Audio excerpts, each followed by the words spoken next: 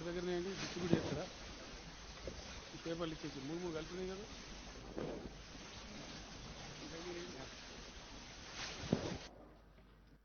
అందరికి ఇవ్వాలి తొందరగా. ఇద్దరు ఇవ్వండి, అర్ధిక్కలు కాదు ఇది కలవలి. ఏ లక్షణం మూడు వేల ముక్కాడ పెట్టుకోలేదు రా బాబు. ఇది ఎవరి దగ్గరనే అండి డిస్ట్రిబ్యూట్ చేస్తారా? అది కాదు అది కాదు. ఈ పేపర్లు ఇచ్చేసి మూడు మూడు కలిపినాయి కదా.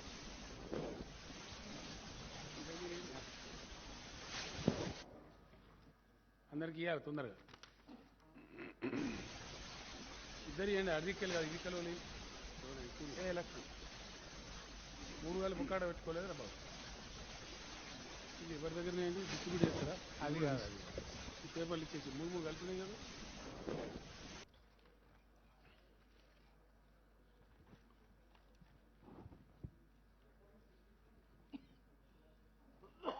అవి చాలా ఇంపార్టెంట్ మల్లేశంకర్ మేము ఇచ్చేది. మూడు మూడు ఉన్నాయి. ఒక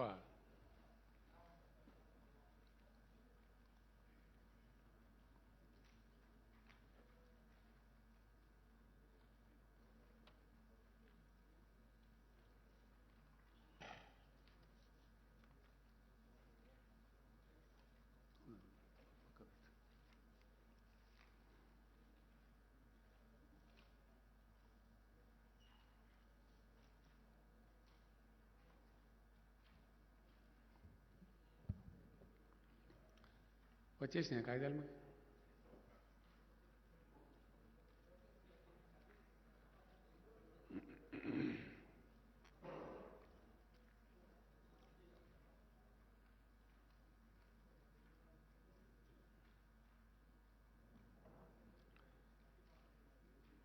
దేశంలో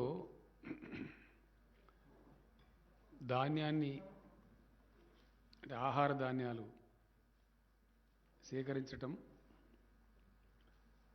సేకరించినటువంటి ధాన్యాన్ని ప్రజా పంపిణీ వ్యవస్థ ద్వారా పేదలకు అందించటం, అట్లాగే దేశ ఆహార భద్రత కోసం బఫర్ స్టాక్స్ నిల్వ చేయటం,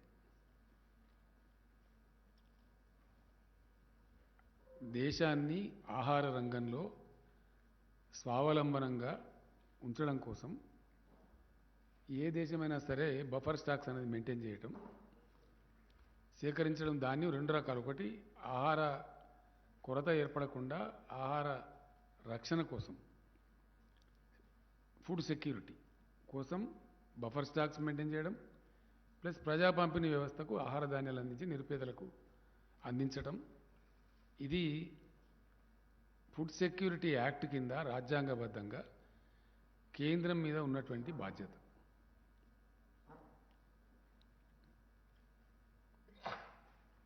ఈ బాధ్యత గత అనేక సంవత్సరాల నుంచి దేశం ఏర్పడ్డ కాడి నుంచి మనకు స్వతంత్రం వచ్చిన కాడి నుంచి జరుగుతూ ఉంది. ఇలా కొత్తగా జరగడం లేదు. Nothing knew about it. It's a settled system. ఇప్పుడు ఇక్కడ జరుగుతున్నది ఏంటి అంటే, ఈ భారతీయ జనతా పార్టీ ప్రభుత్వం కేంద్రంలో వచ్చిన కాడి నుంచి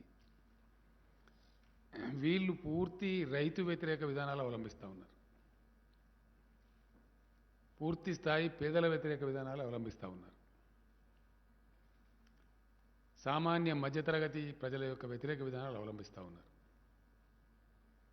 అవి అనేక విధాలుగా మనకు కనపడతా ఉన్నాయి. ఒక రకంగా కాదు. దేశంలో ఇలా మధ్యతరగతి ప్రజలు ఎక్కువ వాడేటువంటి గ్యాస్ ధరల పెంపుని కావచ్చు, సామాన్య ప్రజలు మధ్యతరగతి ప్రజలు వాడే పెట్రోల్ ధరల పెంపు కావచ్చు, ఇట్లా అనేక రంగాల్లో మనకు కనపడతా ఉంది. ఒక రంగం అని కాదు. అట్లాగే ఈ ధాన్యాన్ని ప్రొక్యూర్ చేసి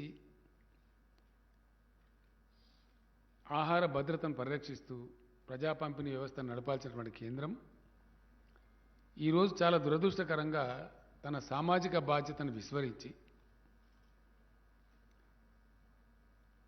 మేము కొనలేము అని చెప్తున్నారు, నిరాకరిస్తున్నారు. భారతదేశంలో ఉండేటువంటి పరిస్థితి ఏంటంటే, కేంద్ర ప్రభుత్వం ఎఫ్సిఐ కోసం ఆహార సేకరణ చేస్తే, అంటే ఫుడ్ గ్రెయిన్స్ ప్రొక్యూర్మెంట్ చేస్తే, రాష్ట్రాలు తమ బాధ్యతగా ప్రొక్యూర్మెంట్ సెంటర్లు ఓపెన్ చేసి సేకరించి వాటికి అప్పగిస్తాయి. ఇది జనరల్గా దేశవ్యాప్తంగా ఏ రాష్ట్రంలో అయినా సరే జరిగే వ్యవహారం, జరిగే తతంగం. అందులో మరి ప్రధానంగా అది బియ్యం కావచ్చు, గోధుమలు కావచ్చు, రెండే ప్రధానమైనటువంటి సేకరణ చేస్తుంది ఎఫ్సిఐ. ఎందుకంటే మన దేశంలో అయితే రొట్టె తింటారు, లేకపోతే అన్నం తింటారు. మేజర్గా తినేటువంటి తిండి అయితే రొట్టె రూపంలో తింటారు, లేకపోతే అన్నం రూపంలో తింటారు. కాబట్టి సేకరణ చేసేది ఏంది ఎఫ్సిఐ అంటే ఈ రెండే ప్రధానంగా. వేరే ధాన్యం రైతులు ఎవరికి వాళ్ళే అమ్ముకుంటారు, పాపం మార్కెట్లను బట్టి పంటలు వేసుకుంటారు, అమ్ముకుంటారు, అది జరిగిపోతుంటుంది. దీనిలో పెద్ద రాద్ధాంతం పుట్టించి పెద్ద గందరగోళం చేసి దేశ రైతాంగాన్ని మొత్తం గందరగోళపరుస్తూ ఉంది ఇలా బీజేపీ ప్రభుత్వం కంప్లీట్గా.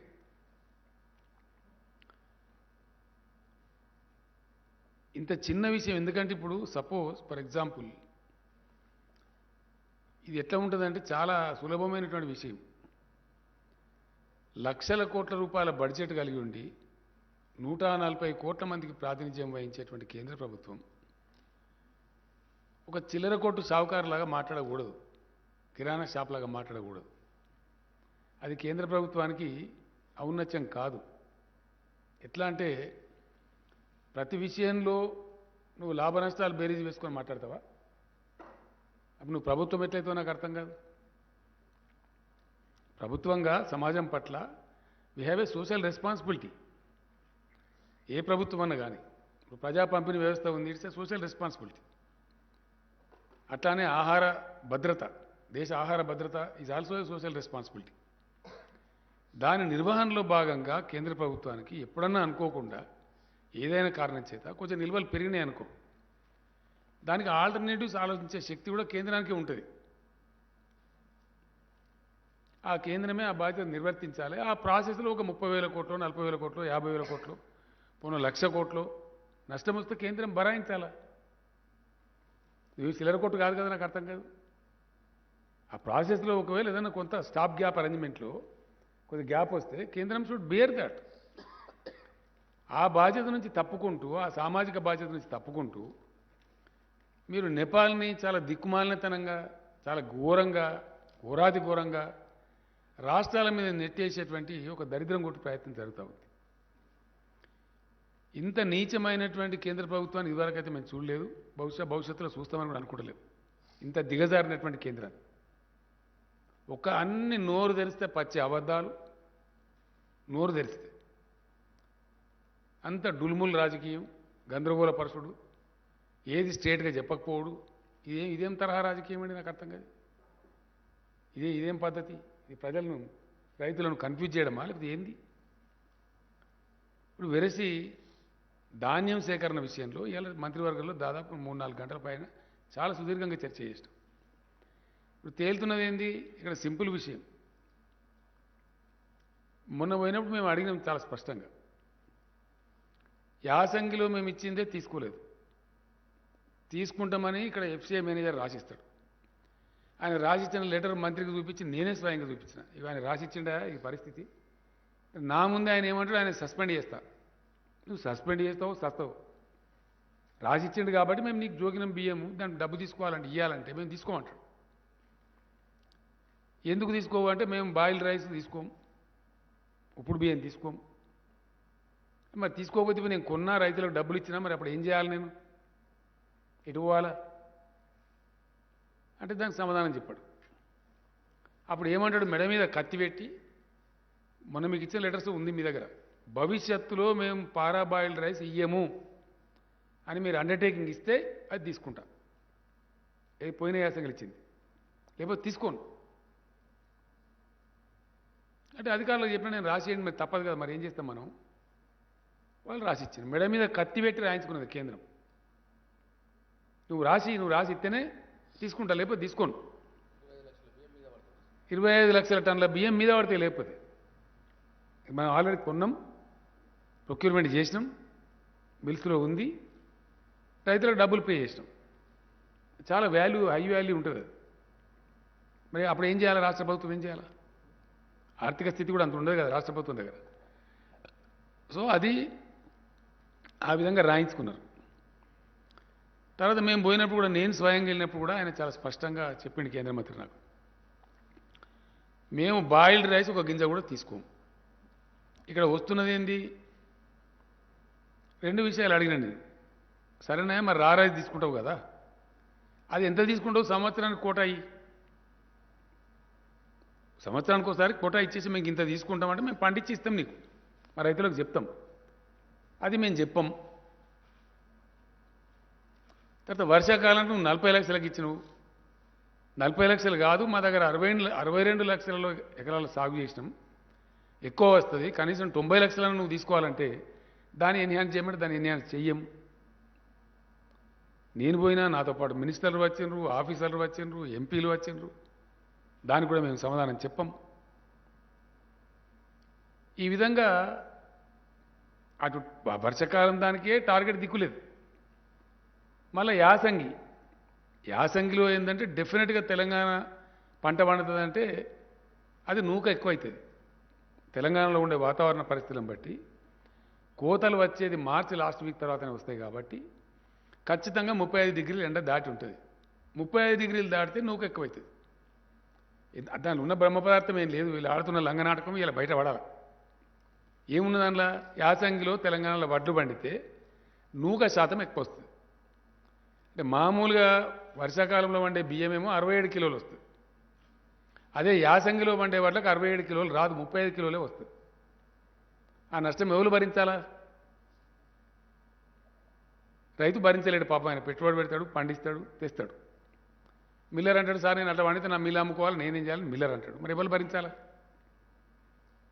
దానికోసంగా ఏం చేసిండ్రు అంటే బాయిల్డ్ చేసి అమ్మితే కరెక్ట్గా వస్తుంది, నూక కాదు అని బాయిల్ చేసి అమ్మటం అనేది మొదలుపెట్టారు. అప్పటి నుంచే పారాబాయిల్ రైస్ మిల్స్ వచ్చింది. ఎఫ్సిఐ వాళ్ళే చెప్పి ఎఫ్సిఐ వాళ్ళే చేయించారు, ఎంకరేజ్ చేసిండ్రు, ఈ టెక్నాలజీ వాడండి, బాయిల్ రైస్ పెట్టండి అని చెప్తే మిల్లర్స్ పెట్టుకున్నారు. పాపం వాళ్ళు చేస్తున్నారు, జరుగుతుంది. లాస్ట్ ఇయర్ దాకా తీసుకుంటామని చెప్పి సతాయించారు, మళ్ళీ భవిష్యత్తులో ఏమైనా రాపించుకున్నారు, ఇవన్నీ చేసిండ్రు, అది జరిగిపోయింది. ఇప్పుడు సడన్గా ఒక గింజ కూడా, ఒక కిలో కూడా మేము బాయిల్ రైస్ తీసుకోము, మీరు రాసియండి అని మెడ మీద కత్తి పెట్టేమో రాయించుకోవాలి, అంతే కదా.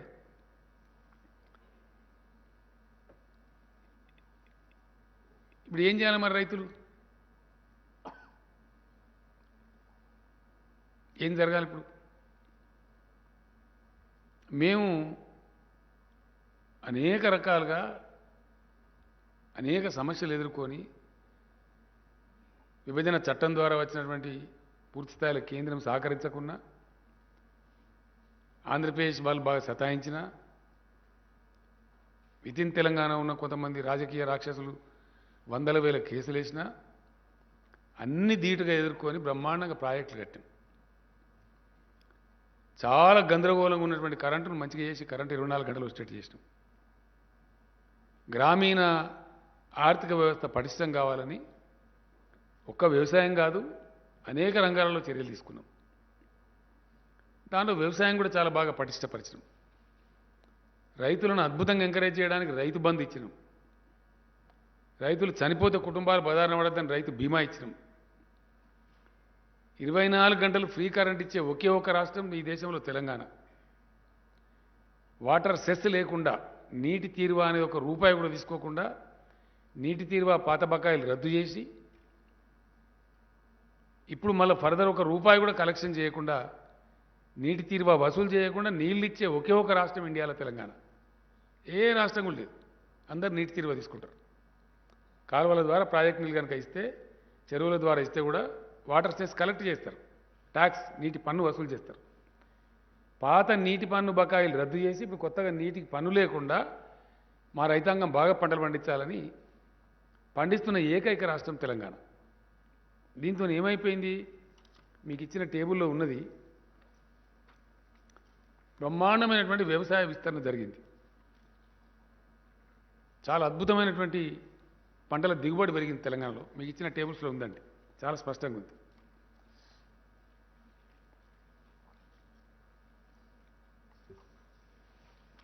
మేము గతానికి ఇప్పటికి కంపారిజన్ కూడా ఇచ్చాం మీకు. గత 10 ఏళ్లలో, తెలంగాణ రాకముందున్న 10 ఏళ్లలో అప్పుడున్న కాంగ్రెస్ గవర్నమెంట్లో ఎంత యావరేజ్ ఉంది? Paddy area in lakh acres average అప్పుడు ఆ 10 ఏళ్లలో యావరేజ్ 49.27 లక్షలు ఉంటే ఇప్పుడు 7 ఏళ్లలోనే 104.23 లక్షల ఎకరాలు సాగైతా ఉంది విస్తీర్ణం. మీ టేబుల్ చూస్తే మీకు అర్థమవుతుంది. మీకు చాలా స్పష్టంగా ఇచ్చినాం మేము. ఈ టేబుల్ రెండవ టేబుల్లో ప్యాడీ ప్రొక్యూర్మెంట్ అంటే ధాన్యం సేకరణ 2004 నుంచి 2013-14 దాకా అంటే తెలంగాణ వచ్చేదాకా ఇంకో టేబుల్లో ఉంది మీకు ఇచ్చిన దానిలో. ఆ 10 సంవత్సరాలలో యావరేజ్ పర్ యానం ఎంత ధాన్యం సేకరించిన వరి ధాన్యం అంటే 10.09 lakhs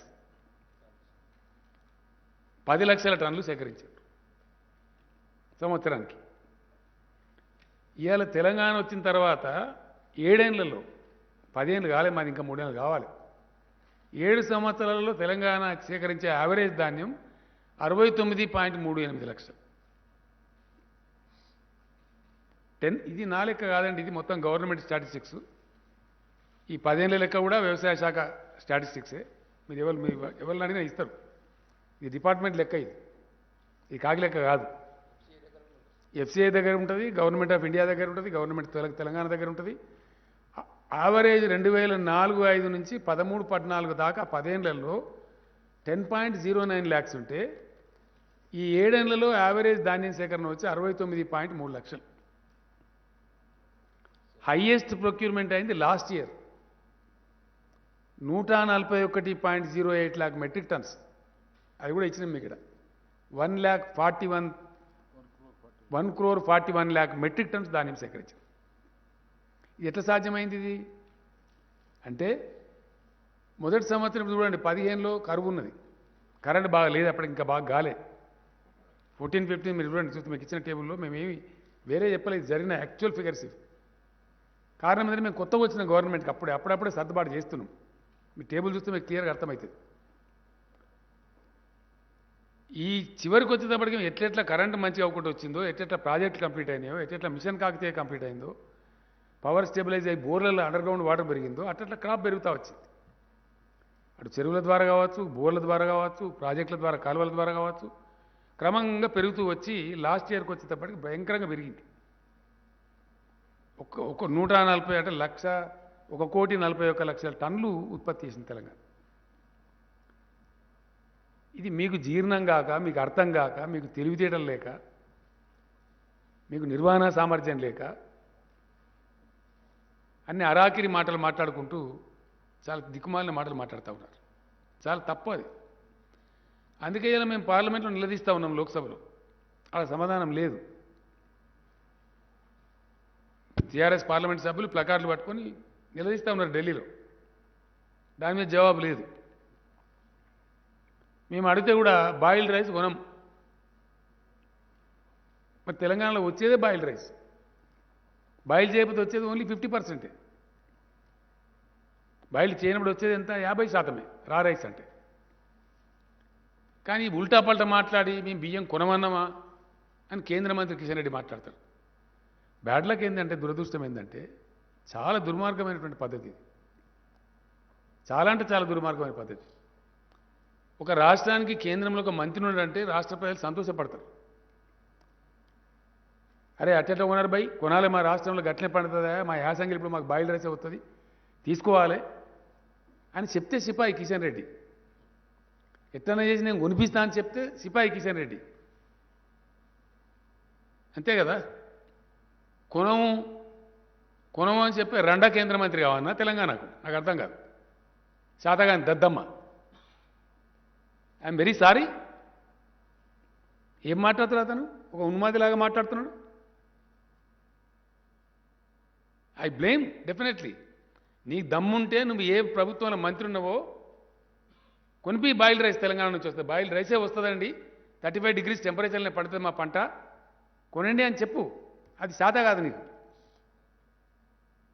ఏం దిక్కుమాలిన పాలసీ మీది? మీ చేతగాంతనాన్ని మంది మీద రుద్దుతారా? మీది రైతు హంతక ప్రభుత్వం. దిక్కుమాలిన చట్టాలు తెచ్చి మీ ప్రధానమంత్రి క్షమాపణ చెప్పిండి ఇలా రైతుల మొత్తం భారతదేశానికి, భారతదేశ రైతాంగానికి. ఎందుకు చెప్పిన క్షమాపణ నాకు అర్థం కాదు. 750 మంది రైతులను పొట్టన పెట్టుకున్న హంతకుల పార్టీ మీది. మీకు మాట్లాడతారా మీరు? మీది రైతు రాబందు పార్టీ. వాస్తవం కాదా? 750 మంది చచ్చిపోలేదా? 13 నెలలు పాపం వాళ్ళు కరోనాలో, ఎండలో, వానలో, చలిలో ఆడ చస్తే వాళ్ళని ఆందోళన జీవులని అవమానపరిచి ఇష్టం వచ్చిన నోటికొచ్చిన కారు కూతలు తిట్టి కొట్టి చంపమని హర్యానా ముఖ్యమంత్రి చెప్పి కార్లు ఎక్కించి తొక్కించి చంపి చివరికి క్షమాపణ చెప్పింది మీరు. మళ్ళీ సిగ్గు లేకుండా మాట్లాడుతుండే ఇలా.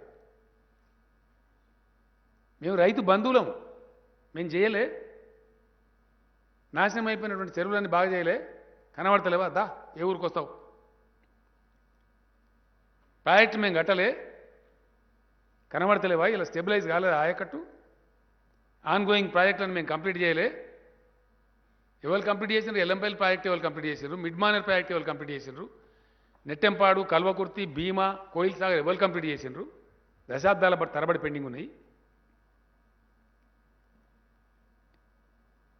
దేవాదుల ప్రాజెక్ట్ ఎవరు కంప్లీట్ చేసినారు?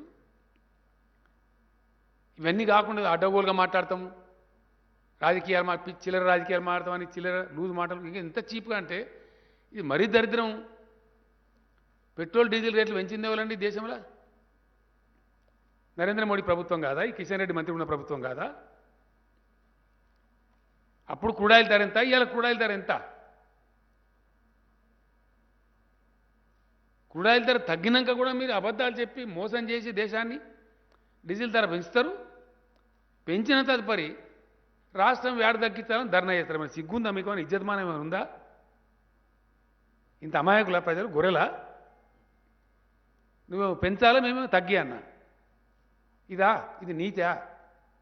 ఇది కేంద్రాన్ని పరిపాలించే, దేశాన్ని పరిపాలించే ఒక ప్రభుత్వం చేసేటువంటి గొప్పతనమా ఇది?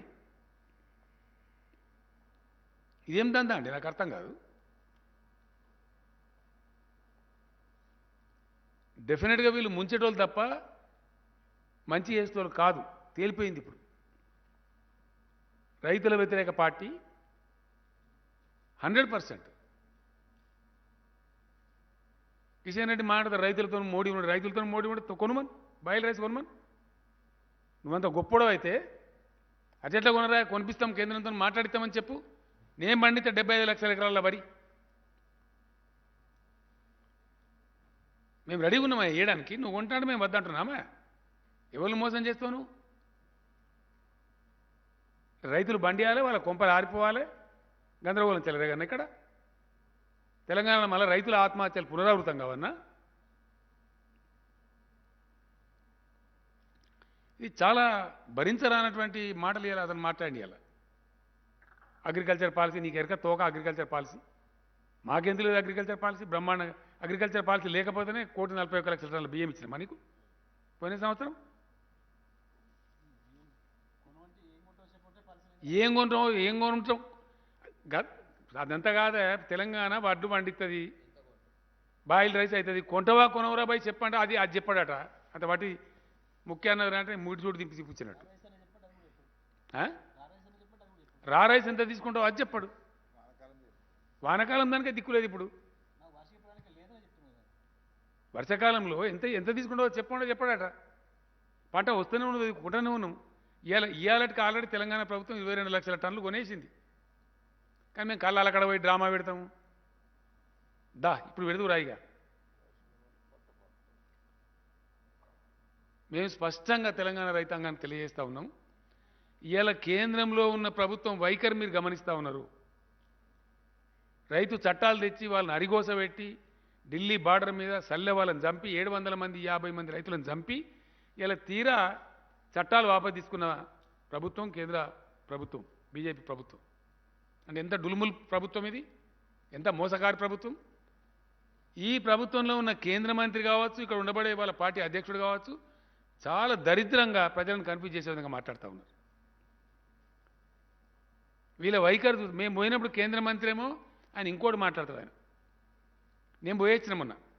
ఆ తర్వాత ఎమ్మెల్యేలు, మంత్రులు, ఎంపీలు డెలిగేషన్ పోయినారు, అధికారుల బృందం చీఫ్ సెక్రటరీ గారి నాయకత్వంలో. ఆ తర్వాత మళ్ళీ పోయినారు రమ్మంటే ఆయన ఇచ్చిన డేట్ ప్రకారం. ఆడ 9-10 మంది ఎంపీలు ఉంటే అందరు కలిసిపోయినారు. మళ్ళీ ఇంతమంది వచ్చినా మీకేం పని లేదా, వేరే పని లేదా అంటాడు ఆయన. ఇదా రాష్ట్ర ప్రభుత్వం తరఫున, రాష్ట్ర రైతుల తరఫున ఒక వ్యవసాయ శాఖ మంత్రి, ఆయనతో పాటు ఇంకో 3 మంత్రులు 10 మంది ఎంపీలు పాలసీ వస్తే మా రైతులకు చెప్పుకుందాం మంచి చెడునో బతకాలి కదా పెంచినామని చెప్పిపోతే మీకేం పని లేదా వేరే పని లేదా అంటాడా కేంద్ర మంత్రి పని లేక పోతారా 10 మంది ఎంపీలు 4 మంత్రులు chief secretary agriculture secretary finance secretary పచ్చి అబద్ధాలు నోరు తెరిస్తే పచ్చి ఎంత దుర్మార్గం అంటే మీరు స్టన్ అవుతారు మీరు పొద్దున రామచంద్రని అడగండి ఆ లెటర్ ఇస్తాడు మీరు తీసుకోవచ్చు ఇప్పుడు కూడా తీసుకోవచ్చు లేదు మీద పంట అంతా లేదు శాటిలైట్ చూపెడతలేదు శాటిలైట్ చూపెడతలేదా నీ మెదడు చూపెడతలేదురా బయట గంతావాదం ఎందుకు మాట్లాడుతావు మేమైనా పైరవకాల్లా కనబడుతున్నాం మేము రాష్ట్ర ప్రభుత్వం మేము ఏమనుకుంటున్నావు నువ్వు అని మొత్తం లెక్కలు కొంచెం మొక్క మీద కొట్టినాం కరెక్టే ఉన్నది 62 లక్షల ఎకరాల వరి ఉన్నదని మేము రిపోర్ట్ ఇస్తే లేదు అంటాడు శాటిలైట్ చూపెడతలేదు అంటాడు ఇంత తెలివి తక్కువ ఒక కేంద్ర ప్రభుత్వం మాట్లాడేది మళ్ళీ మేము తీసుకుపోయి ఇచ్చిన తర్వాత కరెక్టే 58 లక్షల 66 వేల ఎకరాలలో ఉంది అని మళ్ళీ ఒప్పుకుంటాడు అని ఏ మాట కరెక్ట్ నీది ఏది కరెక్ట్ మీ వ్యవహారం ఏంది అసలు రైతుల జీవితాలతో ఇదేనా చెలగాటమాడే పద్ధతి ఒక రాష్ట్ర ప్రభుత్వంతో వ్యవహరించే పద్ధతేనా ఒక కేంద్ర ప్రభుత్వం ఇదేనా ఈ వ్యవహారమా ఈ గోల్మాల్ చేసి మీరు రాజకీయాలు చేస్తామనుకుంటున్నారా ఇట్లా చాలా చీప్గా బిహేవ్ చేసి మాట్లాడుతూ ఉన్నారు ప్రజలను గందరగోళపరిచి మాట్లాడుతూ ఉన్నారు డెఫినెట్గా తెలంగాణ రైతులను ముంచుతారు వీళ్ళు 100%. ఎందువల్ల ఈ మాట చెప్పాల్సి వస్తుంది ఈ బాధ ఎందుకు అవుతుంది రేపు రైతులు పండిస్తారు ఇది తీసుకోడు ఏం కావాలి గతి ఏమవుతుంది పెట్టుబడి పెడతారు పాపం కష్టం చేస్తారు పంట వస్తుంది నేను మొన్ననే చెప్పిన యాసంగి కూడా మళ్ళీ రైతు బంధు ఇస్తాం మీరు బేఫికర్ ఉండని చెప్పిన రైతులకు మేము అన్ని ఇస్తున్నాం కరెంట్ ఇస్తున్నాం నీళ్ళు ఇస్తున్నాం పెట్టుబడి ఇస్తున్నాం మంచి విత్తనాలు అందిస్తున్నాం నాసిరకం విత్తనాలు ఇస్తున్నాడు కిషన్ రెడ్డి చెప్తాడు ఈ ముఖానికి నాసిరకం విత్తనాలా ఈ ఇండియా మొత్తంలో కల్తీ విత్తనాల మీద పీడీ యాక్ట్ తెచ్చిన ఒకే ఒక government Telangana government no other state in India ఇప్పుడు ఈ సీజన్లో కూడా అరెస్ట్ చేసినాం దాదాపు 78 మందిని పీడీ యాక్ట్ పెట్టినాం ఆ పీడీ యాక్ట్ పాస్ చేయమంటే 7 నెలలు వీళ్ళు కింద పెట్టుకొని కూర్చున్నారు ఢిల్లీలో మళ్ళీ నేను పోయి తిరిగి అప్పుడు ఆయన రవిశంకర్ ప్రసాద్ అని ఉండే అని సంజాయించి ఇది అవసరం ఉందా రైతులు ఆత్మహత్య చేసుకున్నట్టు అవుతుంది చచ్చిపోయినట్టు అవుతుంది పంట పెడతారు పాపం నమ్మి యాళ్ళ ఖాతాగాయది హతాశలు అయిపోతారు రైతులు అని చెప్పి సంజాయించి కేంద్ర లా మంత్రికి ఈ మంత్రికి ఆ మంత్రికి చెప్పి అప్పుడు పాస్ అయింది చట్టం మీ బీజేపీ పాలించిన దానికంటే 1 కోటి రెట్లు ప్రతి రంగంలో మంచుకున్నాం మేము ఇవాళ 1 కోటి రెట్లు 1-2 రెట్లు కాదు ఈ విధంగా మీ ఆహార దాని బాధ్యత తీసుకోరు ఆహార భద్రత విషయం బాధ్యత తీసుకోరు పంటలు పండితే రైతుల సంక్షేమం పట్టించుకోరు ఎంత తీసుకుంటారు అది చెప్పరు ఇంకా ఉల్టా మీరే మాట్లాడతారా మీదికెళ్ళి నేను ఇలా సీదా ఒకటే పాయింట్ ఎందుకు వచ్చిందండి ఈ ఇంత ప్రాబ్లం ఎందుకు వస్తుంది అసలు తెలంగాణ ఎక్కువ ధాన్యం పండిస్తుంది కాబట్టి దేశంలోనే హైయెస్ట్ పండిస్తుంది కాబట్టి కండు మండి ఈ చిల్లర బాధ కేంద్రాన్ని ఒప్పించే తెలివి లేక దమ్ము లేక మా రైతులు పండిస్తాను కాబట్టి కొనుమని చెప్పేటువంటి నోరు లేక అక్కడ మిమ్మల్ని వాడు పడుచుకోరు కూడా మిమ్మల్ని ఈనాతీనంగా చూస్తారు వీళ్ళని దేగ కూడా దేకుడు వెళ్ళాడు అది లేక ఈ దిక్కుమాలిన దరిద్రానికి పిచ్చి పిచ్చి మాటని మాట్లాడుతూ ఉన్నారు మళ్ళీ ఇంకా ఎంత గొప్పదనం అండి వీళ్ళది ఈ ప్రభుత్వాన్ని నరేంద్ర మోడీ గారి ప్రభుత్వాన్ని మీకు గ్లోబల్ హంగర్ ఇండెక్స్ అని ఇచ్చినాం మీ దగ్గర ఉంది దయచేసి చూడండి గ్లోబల్ హంగర్ ఇండెక్స్లో ఈ కేంద్ర మంత్రి సిగ్గు లేకుండా మాట్లాడతాడు పీయూష్ గోయల్ మాట్లాడడానికి నోరెట్లతో తెలియదు నాకు ఈ must be ashamed global index hunger index అంటే ప్రపంచ ఆకలి సూచిక ఇది ఏం చూపెడుతుంది 116 దేశాలను సర్వే చేస్తే ఇండియా స్థానం 101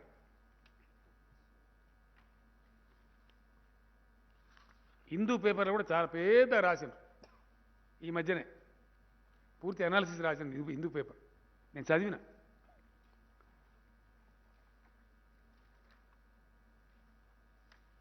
ఇక్కడ ఇంకా దరిద్రం ఏంటంటే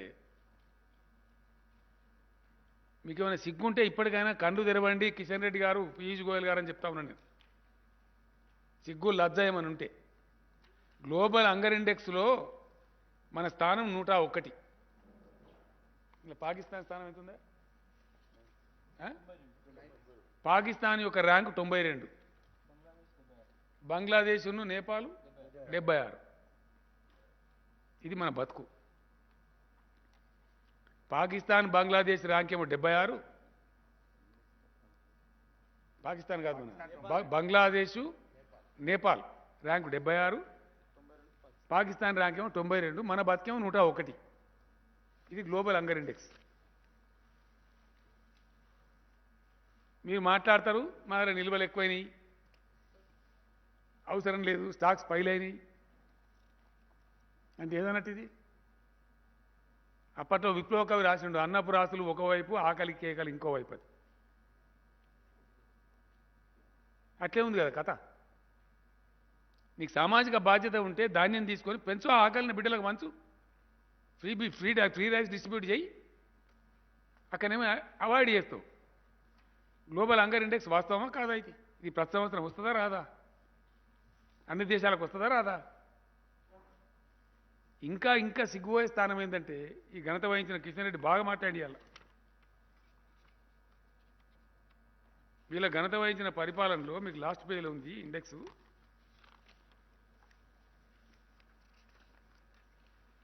ఇక మీకు ఇది చూస్తే అర్థమవుతుంది. మీ దగ్గర ఉంది ఇది. ఇదేంది? ఇది ఇండియా స్థానం 96 ఉంటే 2016లో ఇవాళ 101 దిగజారింది మీ ఘనత వహించిన పరిపాలనలో. ఈ టేబుల్ క్లియర్ చూపెడుతుంది మీకు. అంటే మీ ప్రభుత్వంలో భారతదేశంలో ఆకలి కేకలు పెరిగినాయి. గ్లోబల్ హంగర్ ఇండెక్స్ మన ముఖం మీద ఉమ్మేసినట్టుగా ఉన్నది. Yes, definitely 100%. It is a fact. ఇవన్నీ ఇట్లా ఉండగా మాకు చేత కాదు, మాకు కొనడం ఇష్టం లేదు, మేము కార్పొరేట్లకు అప్పచెప్పదలుచుకున్నాము, అదాని అంబానీలకు అప్పచెప్పదలుచుకున్నాము అని చట్టాలు తెచ్చిండ్రు. రైతులు గట్టి కూర్చొని ఇలా ఉత్తరప్రదేశ్లో ఓడిపోతాం, పంజాబ్లో ఓడిపోతామని వణుకుడు పెట్టంగానే చట్టాలు వాపసు తీసుకున్నారు. ఇది వాస్తవం. చట్టాలు గొప్ప అయితే ఎందుకు వాపసు తీసుకున్నారు? ఎందుకు క్షమాపణ అయిపోయిన రైతులకు? రేపు తెలంగాణ రైతులు కూడా మీ గతికి ఇంతే క్షమాపణ చెప్పుడే. ఇలా ఉత్తర భారత రైతులకు చెప్పిన వాళ్ళు రేపు తెలంగాణ రైతులకు చెప్పారని ఏం నమ్ముతాం? ఎట్లా నమ్ముతాం? మిమ్మల్ని ఏ విధంగా నమ్ముతాం? మీ క్రెడిబిలిటీ ఏంది నాకు అర్థం కాదు. పెద్ద నోరు పెట్టి మాట్లాడంగానే అయిపోయానా అడమైన మాటలన్నీ? ఈ విధంగా ఇదే కాకుండా రైతుల ఉసురు పోసుకోవడానికి, మధ్యతరగతి ప్రజల ఉసురు పోసుకోవడానికి ఇంకో దుర్మార్గమైన చట్టం, కరెంటు చట్టం తెస్తా ఉన్నారు. ఖచ్చితంగా రైతుల మెడ మీద కత్తి పెట్టి ఎట్టి పరిస్థితులలో ప్రతి బోరు కాడ మీటర్ పెట్టాలి. నాకు నిన్న వచ్చింది ఉత్తరం పవర్ మినిస్టర్ గారికి, ఆర్కే సింగ్ అని మంత్రి గారు. విద్యుత్ సంస్కరణల మీద మాట్లాడాలి, ముఖ్యమంత్రి గారితో నాకు సమావేశం ఏర్పాటు చేయండి అని వచ్చింది ఉత్తరం వచ్చింది. ఇప్పుడు సంస్కరణ అంటే ఏంటంటే ప్రతి బోరుకు మీటర్ పెట్టానట, ఖచ్చితంగా పెట్టకపోతే రాష్ట్రానికి వచ్చే అప్పులు కట్ చేస్తారట. రాష్ట్రం మీద కత్తి పెట్టి రాష్ట్రాల హక్కులు అధికారాలు హరించి మొత్తం పవర్ మీద పెత్తనం అంతా కేంద్రం తీసుకుంటుందట, కరెంటు మీద. రేపు ఏమంటుంది కేంద్రం తీసుకొని? అన్ని రాష్ట్రాలకు సమానంగా ఇస్తాం, మీకు 24 గంటలు ఇయ్యం, మీరు కూడా 16 గంటలే వాడుకోవాలి. ఇదేనా పవర్ రిఫార్మ్స్ అంటే? ఇవేనా? ఏం జరగబోద్దు అన్నట్టు రేపు? మేము కష్టపడి కింద పడి మీద పడి దాన్ని మంచిగా చేసుకొని, చెడిపోయిన దాన్ని నాశనమైన దాన్ని మంచిగా చేసుకొని ఇలా శుభ్రమైన కరెంటు 24 గంటలు ఇచ్చుకుంటున్నాం, దాన్ని కూడా నాశనం చేస్తారట. దాని మీద సమాధానం ఏంది? What is power reform? రైతులను నాశనం, బోర్కాడ మీటర్ పెట్టి ముక్కు విండి వసూలు చేయమని చెప్తలేరా మీరు? రైతులు నాశనంగా ఉన్నాయి, దేశంలో ఉండద్దా? వ్యవసాయం పంటలు పండద్దా? అరే మీరు ఇయ్యపోయినరా, మీరు పరిపాలించకాడ ఇయ్యకుండ్రి, వేరే పార్టీలు పరిపాలించకాడ మేము ఇచ్చుకుంటామంటున్నాం, నీకేం అబ్జెక్షన్? పవర్ రిఫార్మ్స్ పేరు మీద మా మెడ మీద కత్తి పెట్టుడేంది? వై?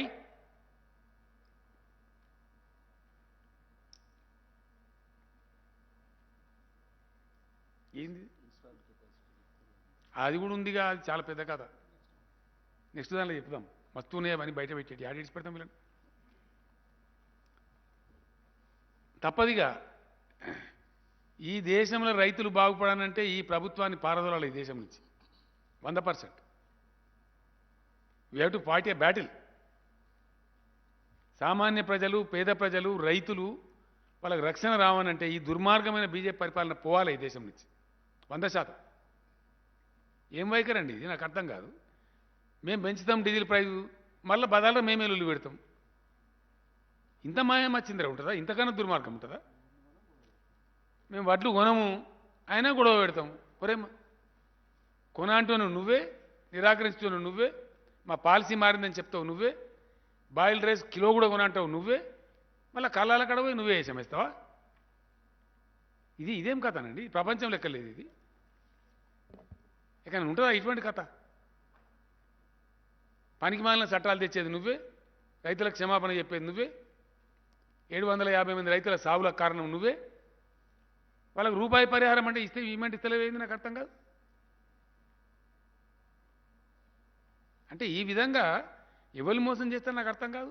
ఎన్ని రోజులు మోసం చేస్తారు ఈ దేశాన్ని మీరు? మళ్ళీ మీ పర్ఫార్మెన్స్ గొప్పగా ఉందా అంటే 80 లక్షల కోట్ల అప్పులు చేసిండ్రు. దేశంలో పేదరికం పెరిగింది లాస్ట్ 2 ఇయర్స్లో. అవి కూడా ఉన్నాయి ఇండెక్స్లు. ఇంకా రేపటి ఇస్తాను మీకు నేను. దేశంలో గత 2 ఏళ్లలో భయంకరమైన పేదరికం పెరిగింది. దేశం యొక్క అప్పులు 80 లక్షల కోట్లు, వీళ్ళ హయాంలో చేసిన 80 లక్షల కోట్లు, మొత్తం 1,30 లక్షల కోట్లు ఉన్నాయి. పాత 50 లక్షలు ఉంటే వీళ్ళు 80 లక్షలు చేశారు. మరి ఏం ఉద్ధరించారు మీరు? మీరు ఎవరికి కిరీటం పెట్టినరు? గత 7 ఏళ్లలో నరేంద్ర మోడీ ప్రభుత్వం ఈ దేశ ప్రజలకు చేసింది ఏ రంగంలో? మీరు సాధించిన ప్రగతి ఏంది? దమ్ముంటే గది చెప్పు. ఏంటంటే మేము కూడా శబ్బాష్ అంటాం. ఏ రంగంలో చేసినండి? పేదల కోసం ఏమైనా చేసినరా మీరు? దళితులకు చేసినరా? గిరిజనులకు చేసినరా? బీసీలకు చేసినరా? మహిళలకు చేసినరా? రైతులకు చేసినరా? నిరుద్యోగ యువకులకు చేసినరా? ఎవరికి చేసిన మీరు? నాకు అర్థం కాదు. మీరు చేసిన వెల్ఫేర్ ఏంది? మీరు చేసిన గొప్పతనం ఏంది? ఈ దేశాన్ని మీరు ఉరగబెట్టింది ఏంది? దేశం ఆకలి ఇండెక్స్లో 101 స్థానాన్ని తీసుకొని పోయినారు. దేశంలో పేదరికాన్ని పెంచిండ్రు. దేశంలో రైతుల ఆత్మహత్యలకు మీరు కారణమవుతున్నారు. 750 మంది రైతులను పుట్టన పెట్టుకున్నారు. ఇది మీరు చేసిన దేశంలో. ఇంకా మిమ్మల్ని నిట్నే ఆలోచిస్తే మత పిచ్చి లేపి దేశానికి ఖచ్చితంగా దేశంలో విభజన రాజకీయాలు తెస్తున్నారు. ఈ దేశాన్ని రావణ కాష్టం చేస్తారు ఖచ్చితంగా వీళ్ళు. ఏమవుతుందంటే రేపు ఫలితం మంచో చెడ్డనో అనేక దేశాలలో, అనేక సమాజాలు, అనేక మతాలలో కలిసి బతుకుతున్న ఇండియాలో. You are totally destroying the echo of India. Yes, Telangana రాష్ట్ర ప్రజానికం కూడా ఆలోచించాలి. ఇవాళ అద్భుతమైనటువంటి ఐటీ ఇండస్ట్రీ వస్తూ ఉంది, అద్భుతమైన పరిశ్రమల పెట్టుబడులు వస్తూ ఉన్నాయి. ఒక ఇండియా టుడే సర్వేలో వాళ్ళే చెప్పిండ్రు ఆర్థికంగా పటిష్టపడతా ఉంది తెలంగాణ. నంబర్ 1 ఉంది. As far as economy is concern, India Today ఇచ్చిన rating number 1 in the country. ఇది తెలంగాణ సోషల్ ఈకో మంచిగా ఉంటే, బ్యాలెన్స్గా ఉంటే, శాంతియుతంగా ఉంటే ఇది సాధ్యమవుతుంది. రేపు పొద్దున మతాల మధ్య పంచాయతీ పెట్టి, పొద్దున్న లేతే మత కల్లోలాలు పెట్టి, కర్ఫ్యూలు పెట్టి, లాఠీ చార్జీలు పెట్టి, ఫైరింగ్లు పెట్టి ఉంటుందా ఈ పరిస్థితి? I request the intellectual community of Telangana, please think, are we here to accept that bloody BJP to destroy the echo of Hyderabad, echo of Telangana? Is it desirable to destroy the whole state's economy but for silly divisive politics? ఇదా ఈ దేశానికి కావాల్సింది? I'm sorry, no, we will fight to any extent, 100%, come what may. దేశాన్ని మొత్తం నాశనం చేస్తాం.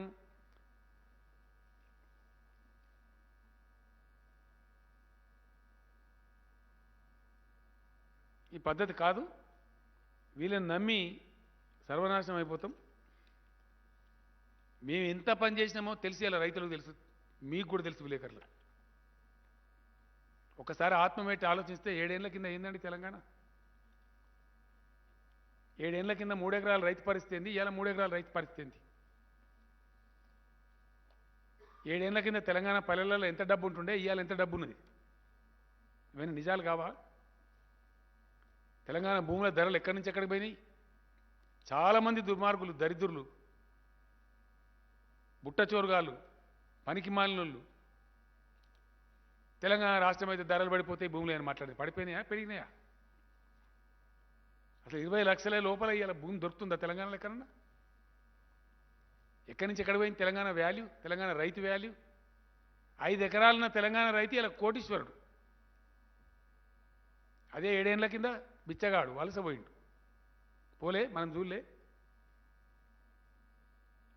5 ఏళ్ల కింద 5 ఎకరాలున్న రైతేమో హైదరాబాద్ కూలి పనికి వచ్చిండు. ఇలా 5 ఎకరాలున్న రైతు తెలంగాణలో ఏ మారుమూలకు పోయినా, నువ్వు కాగజ్ నగర్ పోయినా, మక్తల్ పోయినా, గద్వాల్ పోయినా, భద్రాచలం పోయినా, మద్నూరు మన జుక్కలు పోయినా 20 లక్షల లోపల ఎకరం జాగా లేదు. రోడ్ సైడ్ ఉంటే 30 లక్షలు, 40 లక్షలు, 50 లక్షలు. రాజీవ్ రహదారి లాంటి రాష్ట్ర హైవేకో, నేషనల్ హైవేకో అంటే 3 కోట్లు, 4 కోట్లు ధర. తెలంగాణ రైతుల వాల్యూ పెరగలేయాల. ఆనాడు ఆంధ్రాలో ఎకరం అమ్మి ఇక్కడ 3 ఎకరాలు కొన్నారు. ఇలా మా నల్గొండ రైతులు హుజూర్ నగర్ నియోజకవర్గం నుంచి, మిర్యాలగూడ నియోజకవర్గం నుంచి ఎకరం అమ్మి ప్రకాశం జిల్లాలో పోయి 5 ఎకరాలు కొంటారు, 4 ఎకరాలు కొంటారు. ఎస్, తెలంగాణ రైతులు కాలు ఎగిరేసి ప్రకాశం జిల్లాలో కొంటున్నారు, కర్ణాటకలో కొంటున్నారు భూములు. 1 ఎకరం అమ్మి 3 ఎకరాలు, 2 ఎకరాలు కొంటున్నారు. ఈ ఫ్యాక్ట్ కాదా? ఖచ్చితంగా మేము ఏ తెలంగాణ సాధించాలనుకున్నామో, ఏది కలగన్నామో అది చేసినాం.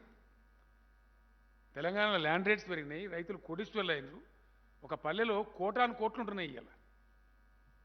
నాకు ఒక ఫ్రెండ్ వచ్చి చెప్పింది, సార్ ఇవాళ మా ఊళ్ళో 6 కోట్ల రూపాయలని బ్యాంకులలో, మీరు కొన్న పంట ధాన్యం డబ్బు వచ్చింది, ప్లస్ మీరు వేసిన రైతు బంధు డబ్బులు వచ్చినాయి, 2 జమ అయినాయి సార్. మేము మేనేజర్ల దగ్గర పోయి ఆడితే పోయిన పంటలో చెప్పిండి నాకు.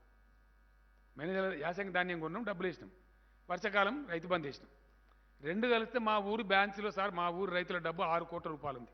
7 ఏళ్ల కింద ఏముండే? లక్షలు కూడా దిక్కు లేకుండే. ఇలా తెలంగాణ గ్రామాలు ఎంత ముఖం తెల్లబడ్డది. దీనికి అంతా ఎవరు కారణం? గ్రామం మొత్తం కలిపి లక్షలు లేకుంటుండే, ఇలా గ్రామం మొత్తం కలిపి కోట్ల రూపాయల ఆస్తి తయారైంది తెలంగాణలో. ఇలా మత్స్య కార్మికులు బ్రహ్మాండంగా చేపలు అద్భుతంగా పెంచి వాళ్ళు పైకి వస్తున్నారు. పశు సంపద పెరుగుతూ ఉంది.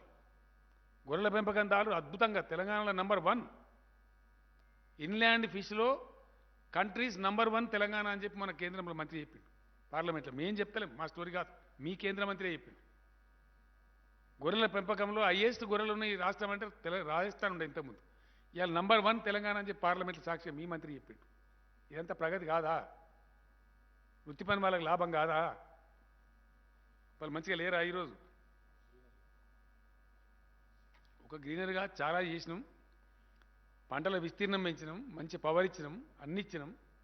ఇవాళ దుర్మార్గులు ఇలా రాబందుల్లాగా వాళ్ళ మీద పడి, వ్యవసాయ శాఖ మంత్రి గారు పాపం ఆయన ఆవేదనతో చెప్తున్నా, మీరు పంట వేయకండి వారి అని చెప్పిండు. ఎక్కడి నుంచి స్టార్ట్ అయిందండి ఇదంతా? ఒక పనికి మాలినటువంటి అవగాహన లేనటువంటి వ్యక్తి మీ రాష్ట్ర పార్టీ అధ్యక్షుడు వచ్చి మీరు వరే అయ్యింది, మెడలు వంచి కొనిపిస్తాం, తొడలు వంచి కొనిపిస్తాం అని మాట్లాడి, దాని మీద మేము కేంద్ర మంత్రిని అడిగితే మావాడు బేవకూఫు తప్పు చెప్పిండు అని చెప్పిండు, అవగాహన రాయిచెంతం చెప్పిండు అని చెప్పిండు. నాకే చెప్పిండు డైరెక్ట్. నేను కోపానికి వచ్చినా మా అట్లా మాట్లాడినవా, నన్ను కన్సల్ట్ చేయకుండా ఎట్లా మాట్లాడినావు? నాకే మీకు కూడా చెప్పిండు. మన మంత్రులు పోయినాడు చెప్పి, నేను పోయినాడు కూడా చెప్పిండు. మా వాళ్ళు అవగాహన రాయిచెంతం, మా కిషన్ రెడ్డి కేంద్ర మంత్రి కూడా అవగాహన రాయిచెంతం మాట్లాడి అని చెప్పిండు. ఎస్ అని ఇట్లా మనిషికో మాట చెప్తారా మీరు? ఇంత డోకా చేసుకోండి. మరి మర్యాద పాటిస్తామండి, ఒక లెక్కల మర్యాద ఉంటే.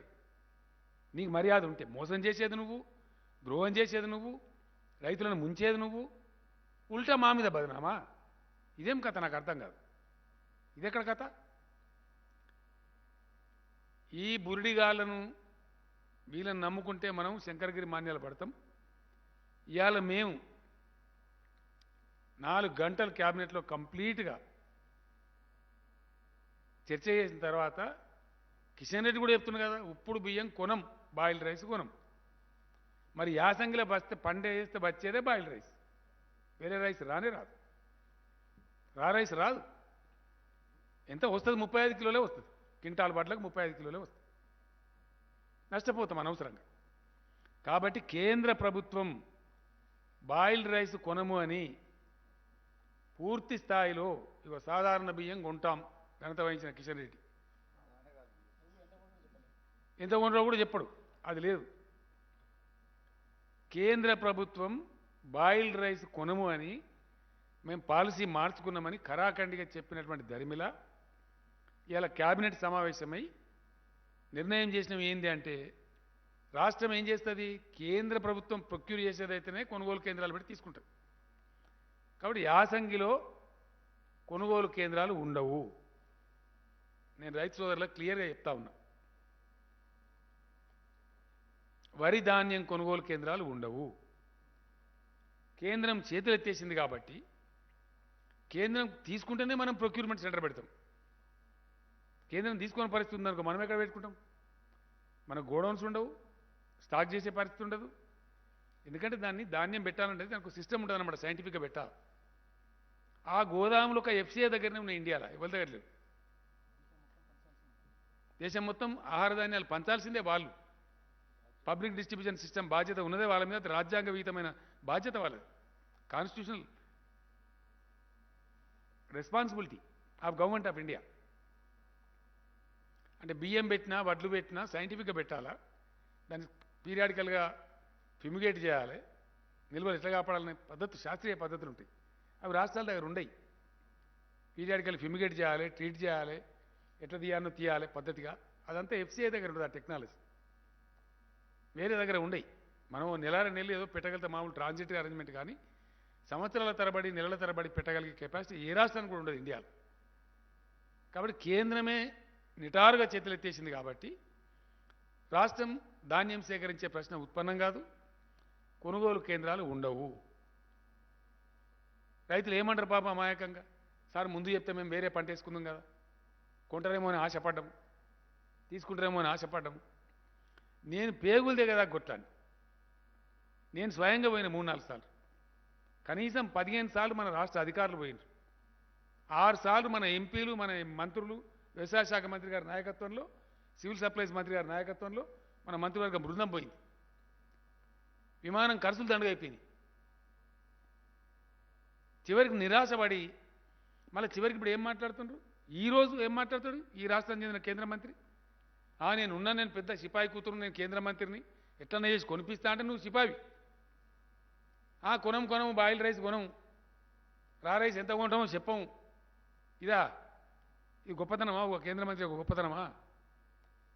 రాష్ట్ర రైతుల యొక్క బతుకుతో నువ్వు చెలగాట మాడతావా? ఇదేం ఆర్గ్యుమెంట్ అండి? I'm very sorry.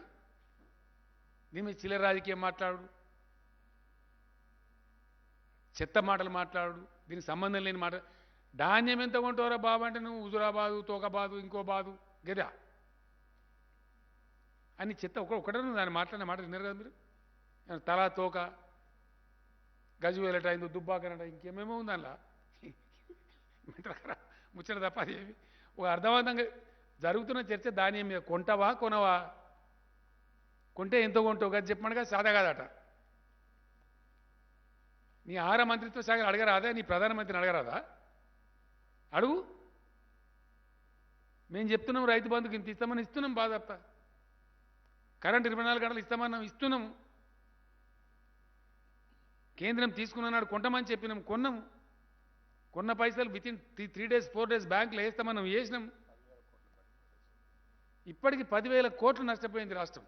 కరోనా టైంలో మక్కలు కొంటే, జొన్నలు కొంటే, జుక్కల్ నియోజకవర్గం, నారాయణఖేడ్ నియోజకవర్గం, నిజామాబాద్లో కొన్ని ప్రాంతాలు వేస్తే విధిలేక కొంటే 10,000 కోట్ల పైకి ఇయ్యాల క్యాబినెట్ లెక్క తెచ్చాడు ఫైనాన్స్ సెక్రటరీ. ధాన్యం కొనుగోలు వల్ల, రైతుల నుంచి కొనుగోలు వల్ల చేసిన ధాన్యం వల్ల ఎక్కువ ధరకు కొనాలి, తక్కువ ధరకు అమ్మాలి. కొనేది అమ్ముడు కూడా పోవు జొన్నలు. ఇంకా దానికి దిక్కుమాలిన తెలివి ఆ వాట్సాప్ యూనివర్సిటీ ఉంటుందా, దానంత పచ్చావతాలు ఇంకోటి ఉండదు బీజేపీ.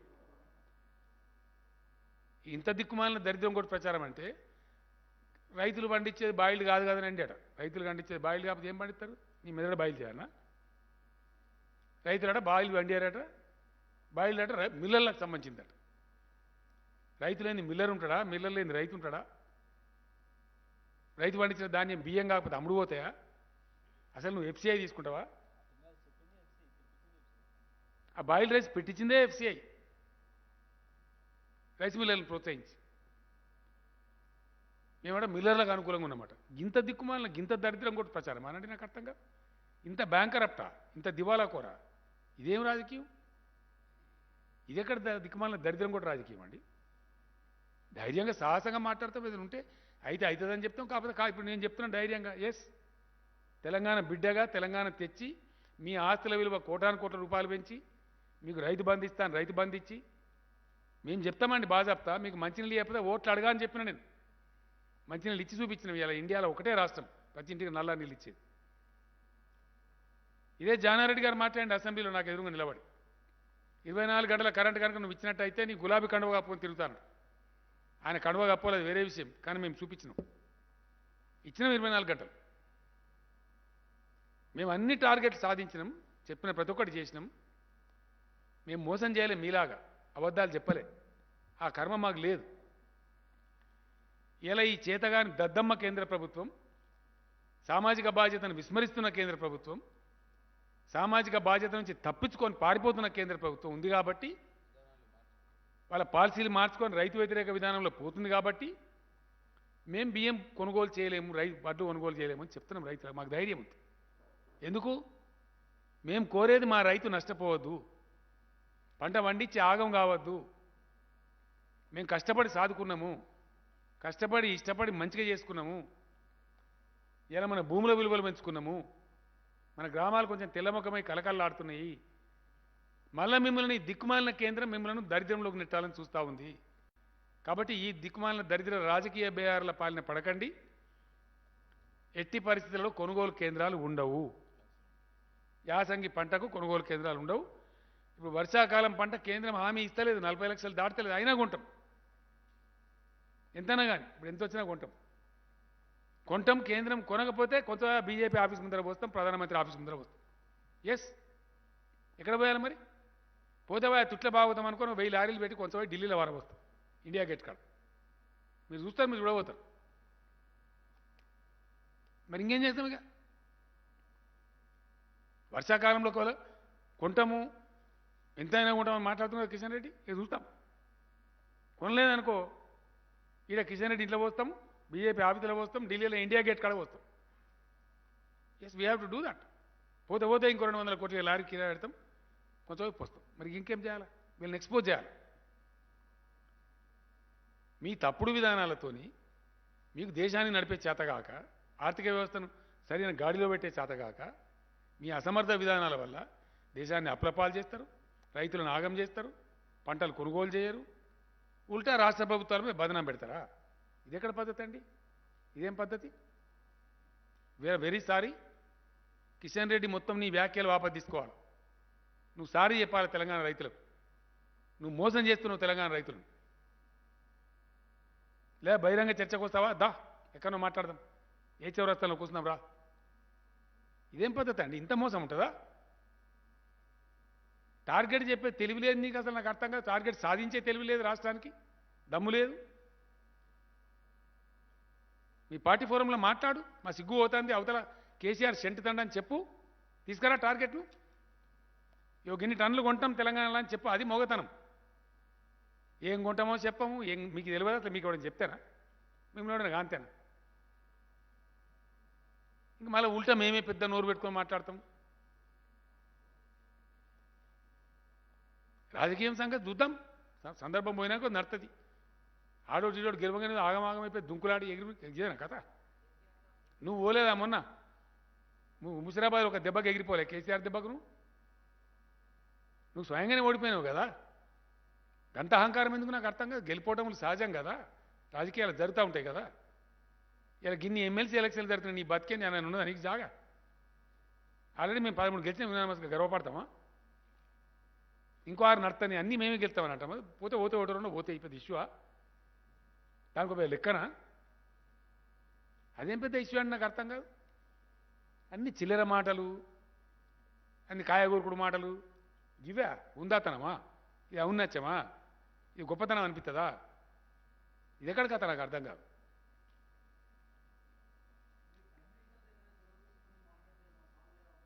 ఏం ప్రైమ్ మినిస్టర్ అంటే ప్రైమ్ మినిస్టర్ చెప్పలేదు అనుకుంటారా మీరు? ప్రైమ్ మినిస్టర్ చెప్పలేదా అనండి? నేను చెప్పలేదని మీరు ఎట్లా అనుకుంటారు? చాలా సందర్భాలు అయిపోయినాయి, ఒక సందర్భం కాదు. లెటర్లు రాసినాము, ఓపెన్ లెటర్ రాసినాం ధర్నాకి మొన్న రాసిన లెటర్ ప్రైమ్ మినిస్టర్కే కదా. ఏం రాలే.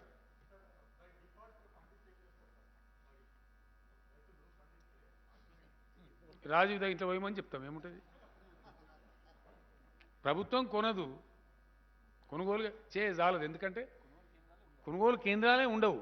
అప్పుడు రైతులు ఆలోచించుకోవాలి, మళ్ళీ బై డిఫాల్ట్ ఎందుకు అండి అని. నువ్వు కూడా నాకు అర్థం కాదు. ఒక్కలండి.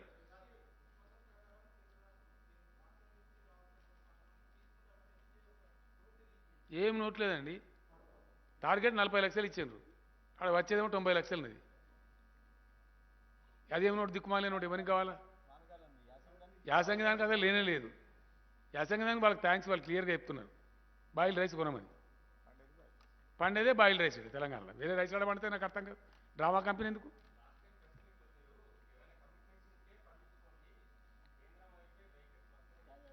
నేను ఒక్కటే మాట మళ్ళా చెప్తా ఉన్నా, I will not go back. ఎప్పుడు నేను మాట్లాడినా నాకు 100% స్పష్టత ఉంటుంది. ఈ లంగా మాటలు మాట్లాడలే కేసీఆర్ ఎప్పుడు, అవసరం లేదు నాకు. ఈరోజు కూడా నేను చెప్తా ఉన్నా, ప్రభుత్వ కొనుగోలు కేంద్రాలు ఉండవు. కేంద్రం చేతులు ఎత్తేసింది కాబట్టి, కేంద్రం మేము తీసుకోము, పాలసీ మార్చుకున్నామని చెప్తుంది కాబట్టి ప్రభుత్వ కొనుగోలు కేంద్రాలు ఉండవు. రైతులు తమంతట తాము వేసుకొని, మా తిండి కోసం వేసుకోవచ్చు. విత్తన కంపెనీలు ఉంటాయి, వాళ్ళు వేసుకోవచ్చు. లేదా ఎవడో వ్యాపారతో మాట్లాడుకున్నాం, వేసుకోవచ్చు. అది ప్రభుత్వానికి సంబంధం లేదు. వితౌట్ గవర్నమెంట్ బయట జరిగిపోతుంది. ఇప్పుడు ఫర్ ఎగ్జాంపుల్ మీరు మంచి క్వశ్చన్ అడిగారు. రైతు బంధు ఇస్తాం, మా చేతుల గలది. నీళ్ళు ఇస్తాం, కరెంట్ 24 గంటలు ఇస్తాం, ఫ్రీగా ఫుల్ పవర్ ఇస్తాం, మీకు ఇబ్బంది రాక. అవన్నీ కేసీఆర్ చేతుల, రాష్ట్ర ప్రభుత్వం చేతుల ఏమున్నాయో అవన్నీ కడుపు నిండా ఇస్తాం. వాళ్ళ చేతిలో ఉండి కూడా తప్పించుకునే కేంద్రంకు ఏం శిక్ష విధించాలో మీరు ఆలోచించుకోండి. 2, ఇలా హుజూర్ నగర్ మిర్యాల కూడా ప్రాంతం ఉంది. నిన్న నేను సైదిరెడ్డి ఎమ్మెల్యే గారికి మాట్లాడాను. 85% కొనుగోలు అయిపోయినాయి సార్ అని చెప్పి. ఎవరు కొన్నారా? మొత్తం గవర్నమెంట్తో కొనిచ్చినా? లేదు సార్, మేము ఒక గింజ కూడా గవర్నమెంట్కి అమ్మము, మాకు మిల్లర్స్తో టైప్ ఉంది. మళ్ళీ మా వాళ్ళు అమ్మిండ్రు, నాటు కూడా స్టార్ట్ చేసింది సార్ అని చెప్పాడు. ఎక్కడ? హుజూర్ నగర్ ప్రాంతంలో, హుజూర్ నగర్ నియోజకవర్గంలో. మీరు కూడా మాట్లాడచ్చు సైదిరెడ్డి గారు కావాలంటే. ఏంది అంటే మాది 1750 కాడ గుంటలు సార్, ఆరబెట్టకుండా పచ్చోట్లే కొంటారు మిల్లర్స్. మా మిల్లర్స్ అక్కడ మా రైతులంతా మొదటి నుంచి టైప్ ఉన్నారు. చింటూ అనే రకమేమో 21 మందికి కొంటుండ్రు అని మొత్తం డీటెయిల్ చెప్పారు. నేను ఇంత ఆవేదన కూడా ఎందుకు మాట్లాడుతున్నా అంటే, ఎవరో నిందించడం నా ఉద్దేశం కాదు. వాస్తవానికి పరిస్థితికి ఇట్లా ఉంటే మేము గ్రౌండ్ అంతా ఎంక్వైరీ చేస్తా ఉన్నాం, ప్రతి నియోజకవర్గం తెలుసుకుంటా ఉన్నాం, ఎక్కడ ఏం జరుగుతుందో తెలుసుకుంటా ఉన్నాం. మీ లెక్క చిల్లర రాజకీయాలు చేస్తలే, మాకు బాధ్యత ఉంది.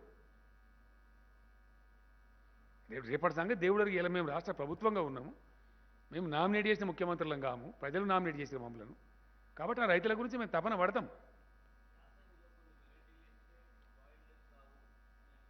నేనేమంటున్నా అంటే బాయిల్డ్ రైసే అవుతుంది, బాయిల్డ్ రైసే వస్తుంది అనేది మిల్లర్స్ కానీ మొత్తం వ్యాపారులు కానీ ఇంకోళ్ళు కానీ చెప్పిన విషయం. మన రైతు సైంటిస్టులు కానీ. ఎందుకంటే 35 degrees దానిలో 2 విషయాలమ్మా.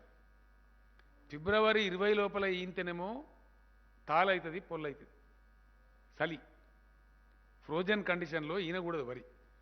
ఈనుడని మనం అంటాము, దాన్ని ఫ్లవరింగ్ స్టేజ్ అని సైన్స్లో అంటారు.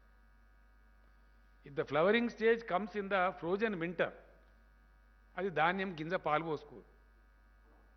పోసుకోవాలంటే దానికి అవసరమైన టెంపరేచర్ ఉండాలి.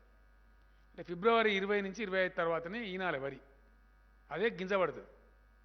ఆ కోతకి ఏమవుతుంది? ఈనిన తర్వాత మినిమం నెల 10 పూటలు ఉండవలసి వస్తుంది. అంటే మార్చి లాస్ట్ వీక్ దాటుతుంది. 100% అప్పటికి 35 degrees దాటిపోతుంది. 35 degrees దాటిందంటే 100% నూకైతుంది. ఏ వెరైటీ అయినా కానీ, సన్న లేదు, దొడ్డు లేదు, ఏ వెరైటీ వేసిన. ఈరోజు నా అగ్రో క్లైమేటిక్ కండిషన్లో, ఈరోజు మన దగ్గర అందుబాటులో ఉన్న విత్తనాలలో ఏ రకమైన వరి వేసినా తెలంగాణలో డెఫినెట్గా 50% రైసే వస్తుంది. వర్షాకాలంలో వచ్చే 67 కిలోలు రావు, 35 కిలోలే వస్తాయి. ఇది రైతులందరికీ తెలిసే విషయం. బాయిల్ రైస్ బీల్ రైస్ కాదు, నూక ఎక్కువ అవుతుంది. నూక కావద్దు అంటే బాయిల్ చేస్తారు. ఆ బాయిల్ చేసే టెక్నాలజీ పెట్టించింది కూడా ఎఫ్సిఐ.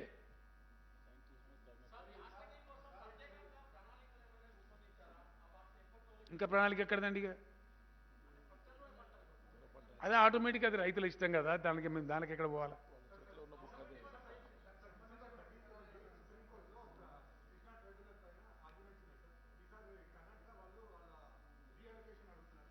నువ్వు వేరే సబ్జెక్టులకు వెళ్ళిపోయినా కొద్దిగా ఆగిగా లాస్ట్లో అయిపోయావు. ఏంది నేను ఏమంటున్నా అంటే, అది రైతులు కూడా ఆలోచించుకోవాలి కదా. మొత్తం రాష్ట్ర ప్రభుత్వమే ఒరిగి పడతామన్నట్టుగా మాట్లాడితే ఎట్లా? మీరు కూడా బ్రాడ్గా పెద్ద ఎత్తున కొనాల్సినటువంటి కేంద్రం మొత్తం చేతులు ఎత్తేసింది కాబట్టి, మొండి వైఖరి అవలంబిస్తుంది కాబట్టి, అన్కేర్డ్గా పోతుంది. ఇన్నిసార్లు పోయి చెప్తే మమ్మల్ని బిచ్చగాల కింద ట్రీట్ చేస్తుంది కాబట్టి, వేరే ఏం పని లేదా అని మాట్లాడుతుంది కాబట్టి, పార్లమెంట్ సభ్యులను రాష్ట్ర మంత్రులను పట్టుకొని మళ్ళీ ఇంతమంది వచ్చిందేమో మీకేం పని లేదా అని మాట్లాడుతుంది కాబట్టి నిరాశ చెంది మేము ఈ మాట చెప్తున్నాం. ఇవాళ ఈ రాష్ట్రం నుంచి ప్రాతినిధ్యం వహించే కేంద్ర మంత్రి కూడా ఏం చెప్తాడు? ఏమీ చెప్పడు. 4 ముచ్చట్లు ఏదో కేసీఆర్ని తిట్టి, ఇక మేము బాధ్యత దిగినాం కదా, ఇప్పుడు ఊకోం కదా, ఇక అడుగు నిలదీస్తాం. ఇక ఇక కాదు, ఢిల్లీలో నిలదీస్తాం, పార్లమెంట్లో నిలదీస్తాం, మొత్తం అన్ని అంశాల మీద కొట్లాడతాం. పవర్ బిల్లుకి మేము వ్యతిరేకం ఉన్నాం, కొట్లాడతాం సీరియస్గా, in the interest of the people of Telangana. అట్లనే ఉత్తరప్రదేశ్లో దళిత అని బిల్లు తెచ్చినప్పుడు ఎలక్షన్లు అని చెప్పి మా ఎస్సీ రిజర్వేషన్ వర్గీకరణది పెట్టి చాలా సంవత్సరాలు దాటిపోతూ ఉంది. అక్కడ కింద పెట్టుకొని కూర్చున్నారు. మా గిరిజన రిజర్వేషన్ పెంచమని చెప్పి పంపించాం, అక్కడ కింద పెట్టుకొని కూర్చున్నారు. Wheel fight. లోక్సభలో రాజ్యసభలో ప్రతిరోజు నిలదీస్తాం. మేమేం పెట్టామండి, రైతు బంధు ఇస్తాం. మేమట్లా రైతులను తిప్పలో పెట్టాం. ధాన్యం కొనుగోలు రాష్ట్ర ప్రభుత్వం చెయ్యదు, ఎందుకంటే కేంద్రం నిరాకరించింది కాబట్టి.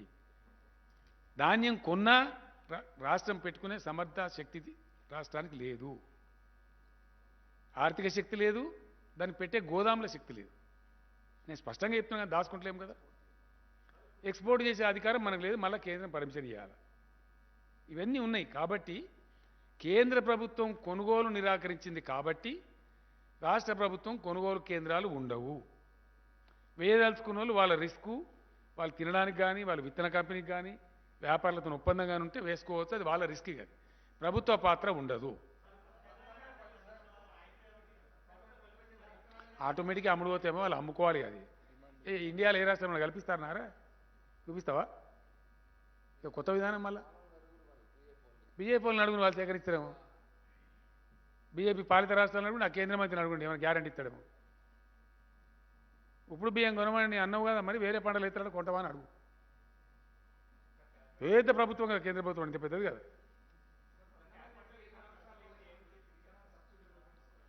రైతులకు శాంక్షన్ చేసిన 22.5 కోట్లు చచ్చిపోయిన వాళ్ళకు 750 మందిని చంపిన కదా బీజేపీ ప్రభుత్వం. వాళ్ళకి ఇచ్చే 3 లక్షల చొప్పున ఇచ్చే 22.5 కోట్లను క్యాబినెట్ మంజూరు చేసింది. ఇవాళ ఎవడన్నా బుద్ధినోడు మాట్లాడతాడు, ఆయనకు అంత 5 లక్షల రూపాయలు టంచనగా 3 రోజులు వస్తున్నాయి. తెలివినోడు మాట్లాడకొచ్చిన నావే. అది ఏమి దిక్కుమాలేదందనే బాబు. 60,000 మంది రైతులకు ఆల్రెడీ కొన్ని కోటాను వేల కోట్ల రూపాయలు వచ్చేసినాయి. ఆల్రెడీ 3,000 కోట్ల పైచీలకు వచ్చినాయి. ఎంటైర్ వరల్డ్లో లేదు. సిగ్గుపడాలి ఇట్లా మాట్లాడే పిసగాడి కొడుకులు ఉంటే వాడు సిగ్గుపడాలి. పిసగాడి కొడుకే అంటున్నాను నేను, తలకాయలేనోడని. ఈ మస్ట్ బి ఎన్ ఈడియట్.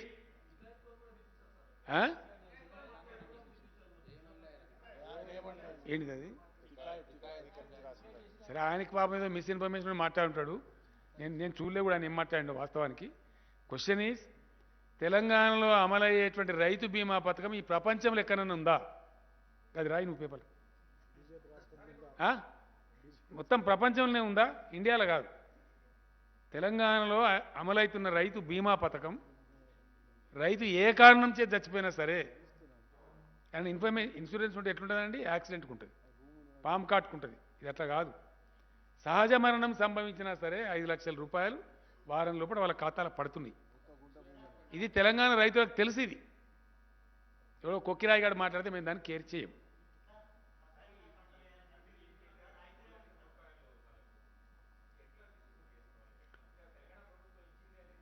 మేమే ఇస్తాం డెఫినెట్గా. నేనే పోయి డిస్ట్రిబ్యూట్ చేస్తా, మంత్రులు పోయి డిస్ట్రిబ్యూట్ చేస్తారు. తప్పకుండా గతంలో సైనికులకు చెప్పినాం, వీళ్ళకి చెప్పినాం, వాళ్ళకి మేమే ఇస్తాం. ఎవరికైనా అనుమానం అవసరం లేదు. రెండో పాయింట్, ఇలా శాంక్షన్ చేసినాం, వాళ్ళకి అందజేస్తాం. అది ఆటోమేటిక్ దొరుకుతాయండి. వ్యవసాయ శాఖను సంప్రదించవచ్చు, వాళ్ళు గైడెన్స్ ఇస్తారు. అది లోకల్గా అందరికీ తెలుసు. అది దాని పెద్ద ఎందుకు ప్రళయం బద్దలేదు ఏం లేదు. ఇంకోటి, మేము కేంద్ర ప్రభుత్వానికి మనం డిమాండ్ పెట్టినాం ధర్నాలో. మేము 3 లక్షలు ఇచ్చినాం, మీరు 25 లక్షలు ఇవ్వండి రైతు కుటుంబాలకు. బీ కంటిన్యూ టు డిమాండ్ ఈ గవర్నమెంట్ ఆఫ్ ఇండియా. దాని మీద మాట్లాడు, దాని మీద జవాబు చెప్పు ఫస్ట్. అట్లే కనీస మద్దతు ధర చట్టం కూడా ఇదే సెషన్లో తేవాలి. Thank you.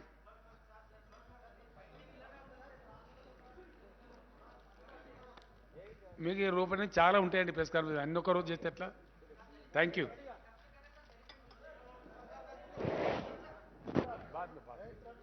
कल बात करें.